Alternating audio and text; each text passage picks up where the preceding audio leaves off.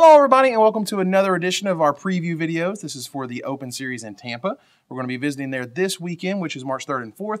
We're going to be going into the Tampa Convention Center, which is where it's going to be located and happening this weekend on 333 South Franklin Street, which will be fun. For all those who show up, we have altarists, if you're interested in altarists. We have Ron Ferris, who does painting. He does the cool, like removes the borders and stuff and like paints in like little characters and stuff for you. We also have Brandon Brown, who does the same thing. So you have two options there. And they'll have some of their work available for purchase as well. You don't just have to commission things, which is nice. Lindsay Burley will be there to make 3D art, tokens. You have your commanders, Yep, those are sweet. People like those. Yeah. Those are pretty sweet. SCG Live will be broadcasting all weekend long with Zach Hall and Jacob Van Lunen. So that'll be a great team to watch. And we'll have the hashtag SCG Tampa all weekend long, so you guys can sort of interact with them. You can Twitter or you can tweet at SCG Live, or you can use the SCG Tampa hashtag so everybody can read what you're saying about the event. And speaking about the event, last weekend we had Memphis. And as such, Blue-Eyed Humans took it down. Yeah, it was kind of a crazy tournament. It was a little wacky. I mean, there was 3 Heartless summoning decks in the top 8. Yeah, there was 2 zombie decks and a human deck, which haven't really been putting up a whole lot of good finishes, but it looks like the zombie deck's for real. I love the blue-black zombie deck. Yeah. It scares me to death. It looks good. You got the captains and the images copying the captains and grave crawlers that just never go away, and you better be packing your Nihil spell bombs, because between the Frights deck, Celestial Purge or something. I mean, I think the Frights deck is amazing. That deck seems pretty good too. I don't know why it didn't show up, but it didn't. But either way, I think it's amazing. But the blue-black zombie deck, I think, is the real one. And people just aren't respecting it. I just don't get it. Well, it's hard to respect something that's an unknown quantity. You don't know how many people are going to play it, how well it's going to do. Once it starts winning tournaments or, consistently top 8ing like it has been, then now's the time where people are going to be ready. That's fair. I mean, you have mono black zombies. I mean, you have the straight beatdown, but I'm pretty sure adding in Phantasmal Image and Snapcaster Mage or whatever, or just the blue spells that you have access to from sideboards are worth it. Yeah, I think like being able to image a captain and being able to play captain itself or image a messenger, like all those things are very powerful. The splash is nearly free, and the mono black zombie deck has like some loose cards in it already, so you would really like to upgrade those slots. Yeah, I mean, and of course, image copying Drolf's messenger is just insane. Yeah, it's awesome. Because it comes back with a counter and you can copy something else. Yeah. Like, that's just the nuts, which is great. But Wolf Run came in a couple places in the top 16. It was doing okay, not great. It seems like the hyper-aggressive like zombies and humans are kind of tough for that deck. Yeah. And maybe Heartless Summoning, there's three of those in top 8. Maybe it just goes like over the top of Wolf Run. So it's possible. I think what happens with Wolf Run is, they're like ramping up to this big thing. In the meantime, the zombie deck and the aggro decks are just like, get you. Yeah. And you're like, Primeval Titan, blah, blah, blah. Next turn, you're so screwed. And they're like, all right, kill your Primeval Titan and kill you. Yeah. Or, kill that, bolt you, kill you. Yeah. Like, that happens constantly. Primeval Titan is not that good against those aggressive decks. I know Conley, when he won Grand Prix Orlando, was talking about siding down to like 1 or 0 Primeval Titans against decks like those. And the entire Channel Fireball team, when they played, they sided out some Primeval Titans too. Just like you play it and you're kind of like dead on board if you can't get like 2 Glimmer Posts or like something like that,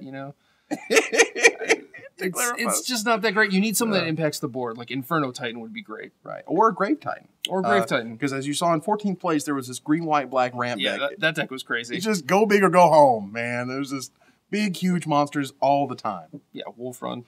Who needs it? Yeah, I mean, it's in there, but, it's TRGR. Yeah. You know what I'm saying? The rich get richer. So with that said, there were some Heartless decks. Do you feel like Heartless Summoning is really... I mean, is this tier 1? I just don't think it's tier 1. I think it's good. It's just... I think it's good, too. I think if you could play, like, 6 summonings, the deck would be pretty sweet. But since you only have 4, it's really tough to get, like, that right mix of things that you need. You need enough enablers. And I think having the backup plan of Unburial Rites kind of does that. But it is kind of tough. Your mana base is crazy. It's all over the place. I mean, I appreciate what they're doing. It just feels like if you don't draw a Heartless Summoning, or if they destroy your Heartless Summoning, your deck just gets so much worse. Yeah, I agree. So, I mean, it reminds me of Tempered Steel, which is sort of on the other side of it. Yeah, like kind of. Control versus aggro. But when you have Tempered Steel, you're so incredibly good and, like, you're crushing everything. Yeah. And then when you don't... Tempered Steel without Tempered Steel is still able to like nickel and dime you, but Heartless Summoning without it, you just kind of like play a 5-mana Lich. It's really slow. At least in the Unburial Rights version, you have a good backup plan. That's true. So we go into Legacy on Sunday, and Welder Mud took it down for Memphis. And in second place there was Burn again. Yeah. Those burn decks. I see a lot of chills, a lot of warmths, a lot of like Aegis of Honors, stuff like that, and it doesn't matter. Burn's still beating people. It's just consistent. It's just, you draw your hand and like, all right, 2 draw steps, I have literally enough for 20 damage. Like, yeah, you better have something. It better be good. So Elf Combo was in third. Yeah, that deck's fine. That was cool. I played that deck before. Yeah, I like it. It's neat. And the sort of the green, white, black Stoneblade was fourth. Yeah. And I think one of the interesting things about the top 4 was that there was no Brainstorms. No Force of Will. No Force of Will. Could have been for the first time ever. I don't know. I didn't check. But I mean, if it's not the first time ever, it's like the second. It's a pretty rare occurrence. But what I did notice was that there were 4 Stoneblade decks in the top 8 and 5 in the top 16, just one more. But I found that Stoneforge Mystic and Batterskull is in just freaking everything these days. I agree. I mean, there's like Maverick decks. Now the Zoo decks kind of play it. I've been looking at the list from some of the opens.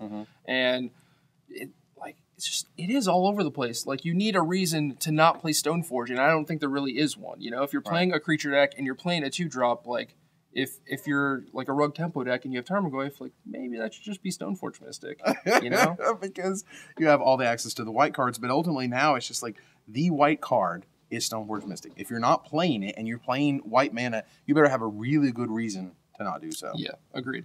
And I just don't know. I mean, I don't know. I don't think it's heading towards a banning, but it's just headed towards this weird space where I think Brainstorm is, where it's like people like to do it and people like to play with it, and they're so used to it that if you try to take it away from them, then it's going to make the format less fun. Yeah, I agree. And the format kind of gets to that point where eventually they'll print a card that's just so much better than everything else. Yeah. You know, Tarmogoyf has been like that for a while, and Stoneforge Mystic now with all the new equipment is kind of like the new Tarmogoyf. It just like pushes everything else out of the format because it's just not as good as Stoneforge. Right, but you don't want to say that like Stoneforge is necessarily ban-worthy, but at the same time, what it does to the format, I don't know is 100% healthy. And I think we're just going to see it keep happening. Yeah.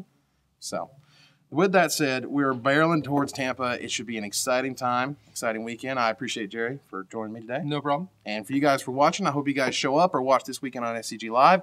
For Jerry, and this is Evan Erwin, we're tapping the cards so you don't have to.